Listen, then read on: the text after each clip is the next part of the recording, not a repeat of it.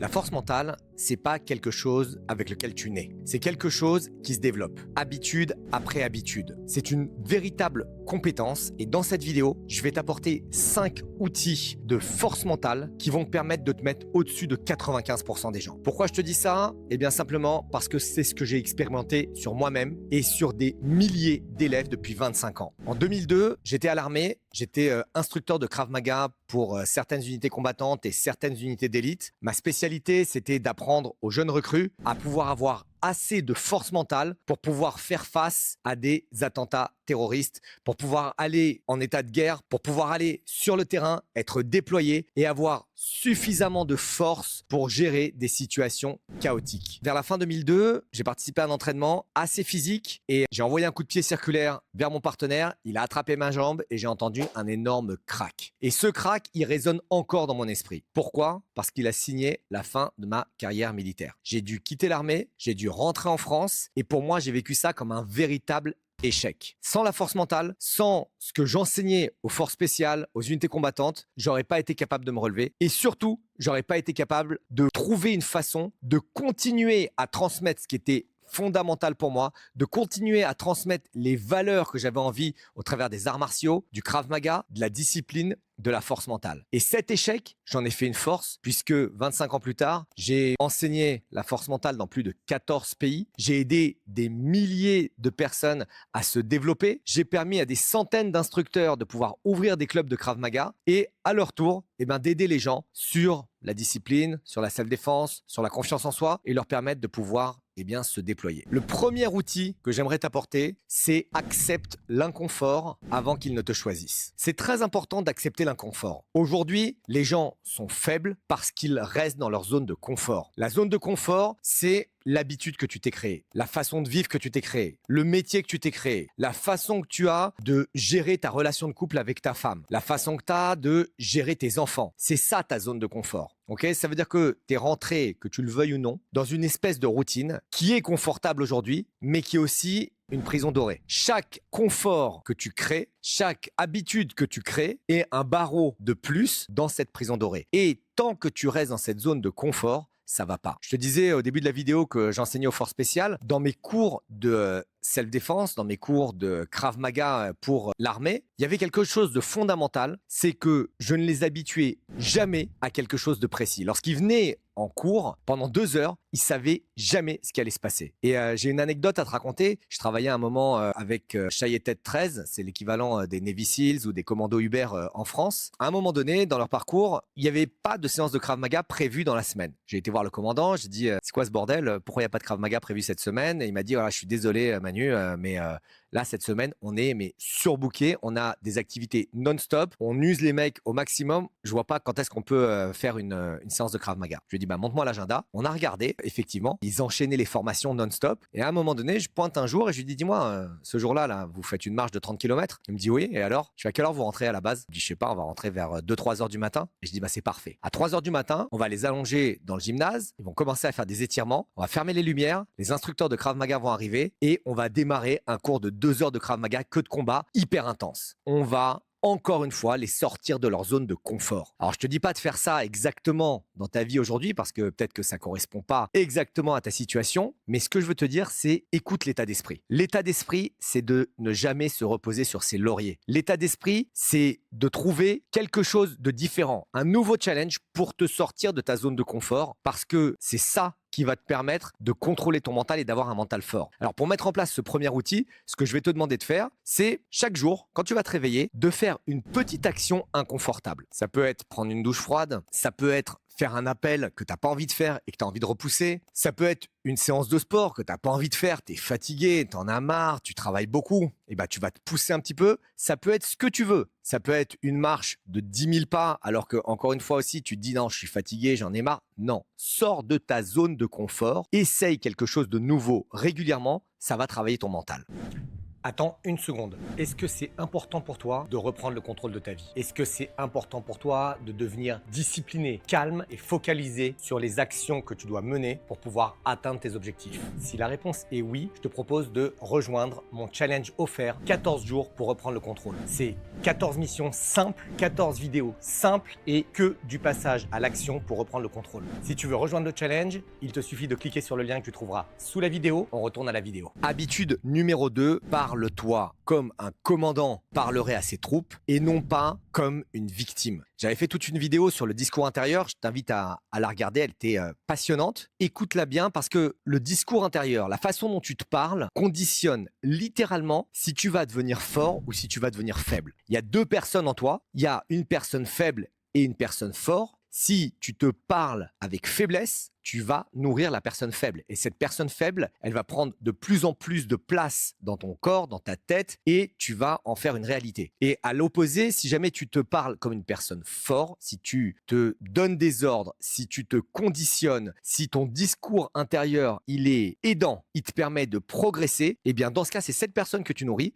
et évidemment, eh bien c'est ce que tu vas devenir. Donc ce discours intérieur, cette façon de se parler comme un commandant, je te dis pas de te faire du mal, je te dis de surveiller tes paroles. Moi, lorsque j'enseignais à l'armée, je disais pas à mes forces, vous êtes nazes, vous valez rien, vous y arriverez jamais. De toute manière, en agissant comme ça, c'est pas comme ça que vous réussirez à aller chercher le terroriste, c'est pas comme ça que vous réussirez à vous protéger l'un et l'autre. Si jamais j'avais ce discours intérieur, entre guillemets, avec mes troupes, ça n'aurait jamais marché. Au contraire, j'avais un discours intérieur, ce que je leur disais, qui représente cette petite voix dans ta tête, qui est, tu peux le faire, continue, améliore-toi, va jusqu'au bout, serre les dents, avance, fais encore une série, une autre série, un autre round de combat. Et à chaque fois, je poussais les gens vers améliore-toi, améliore-toi, qu'est-ce que tu peux faire pour t'améliorer? Ça c'est bien, améliore-toi encore. Et cette façon de parler à soi-même, comme un commandant entre guillemets, elle est beaucoup plus aidante que la façon de se parler victime. Pour appliquer cet outil, eh bien c'est très simple. Tu vas avoir un petit carnet où tu n'as qu'à ouvrir une note dans ton téléphone et tu vas déjà prendre conscience de ce que tu te racontes. Et dès que tu te racontes un truc négatif, note-le. Ok, je te demande pas de fouetter parce que tu as dit un truc négatif, je te demande pas de partir dans une spirale triste parce que tu as dit un truc négatif, je te demande déjà d'élever ton niveau de conscience pour te rendre compte que ce que tu te racontes,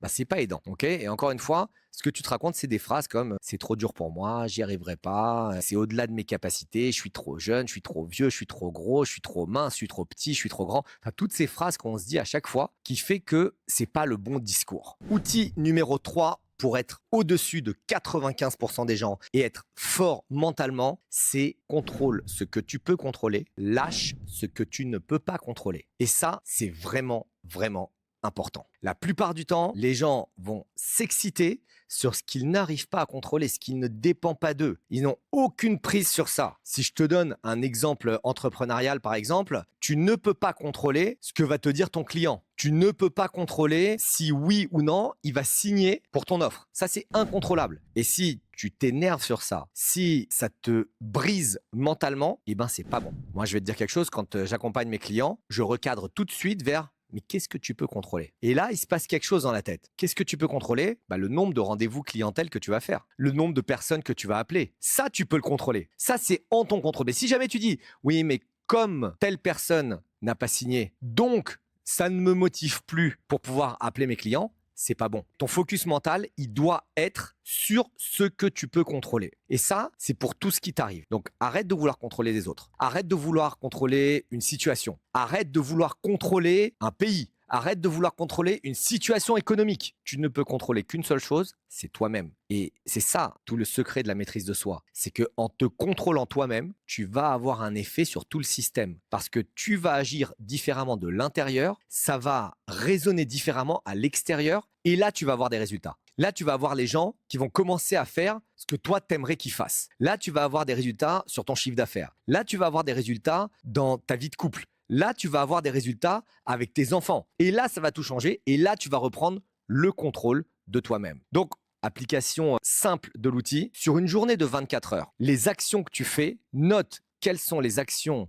qui sont des actions où tu essayes de te contrôler, et c'est nickel. Et note quelles sont les actions où tu essaies de contrôler les autres. Ça peut être en termes d'indicateurs clés, ça peut être ce que tu veux. Pareil, vie personnelle ou vie privée, franchement, on s'en fout. L'important, c'est d'avancer. Et très souvent, quand tu vas rééquilibrer grâce à la maîtrise de soi ta vie personnelle, ça va rééquilibrer ton business et vice-versa. Outil numéro 4, respecte ta parole envers toi-même et respecte ta parole envers les autres. Ça, c'est assez important parce que ce que j'ai remarqué, c'est que très souvent, les gens avec qui je travaille, ils respectent plus leur parole envers les autres qu'envers eux-mêmes. Et ça me dérange un petit peu. Parce que s'il y a bien une personne que tu dois respecter, s'il y a bien une personne que tu dois aimer, s'il y a bien une personne que tu dois considérer comme un roi, c'est toi. Et je sais que c'est une vision un peu égoïste. Je sais que les gens vont me dire « Ouais, mais ça veut dire quoi? C'est quoi ce bazar? Mais c'est hyper égoïste, tu penses qu'à toi. » C'est faux. Tu prends l'avion régulièrement, dans les consignes de sécurité, ils te disent bien, tu mets le masque à oxygène sur ton visage en premier avant de le mettre sur les autres. Pourquoi? Parce que si toi-même, tu t'aides pas, comment tu veux aider les autres? Si toi-même, tu es en mauvaise santé, comment tu veux aider les autres à être en bonne santé? Si toi-même, tu n'arrives pas à avoir une stabilité financière, comment tu veux aider les autres à avoir cette stabilité financière?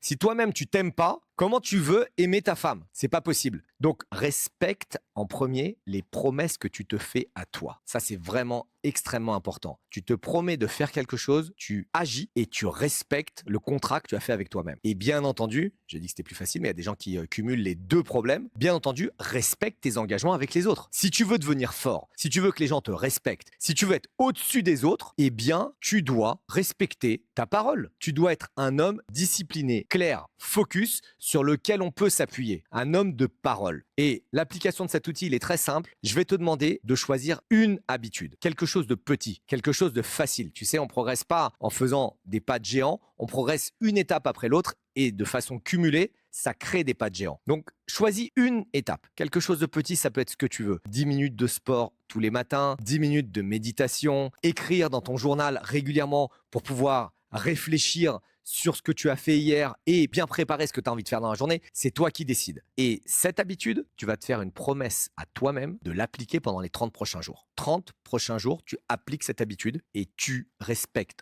enfin ta parole. D'ailleurs, j'aimerais que tu fasses quelque chose, c'est que dans la zone de commentaires sous la vidéo, j'aimerais que tu écrives l'habitude que tu décides de mettre en place pour les 30 prochains jours. Ok? Et ça va être une forme d'engagement dans notre belle communauté sur, voilà, je m'engage pour les 30 prochains jours. Tu peux même écrire, je m'engage envers moi-même pour les 30 prochains jours à méditer 10 minutes par jour, à respirer 5 minutes par jour. C'est toi qui décides. Ok? Tu décides de ce qui est important pour toi en fonction de ton niveau aujourd'hui et tu l'écris dans la zone de commentaires. 5e et dernier outil, transforme tes défaites en apprentissage. Je ne sais pas si tu connais la fameuse phrase « Je ne perds jamais, soit je gagne, soit j'apprends ». Eh bien, c'est exactement ça. Arrête de voir les événements qui t'arrivent comme des défaites. Regarde-les plutôt comme des apprentissages, de merveilleuses opportunités d'apprentissage. Et ça, c'est vraiment important. Tu sais, quand j'enseigne le Krav Maga, et je fais faire pas mal de combats, lorsque les gens prennent un coup au visage, ou prennent un coup au foie, ou prennent un gros low kick dans la jambe, je leur dis de remercier leur partenaire. Remercier leur partenaire parce que cette micro-défaite,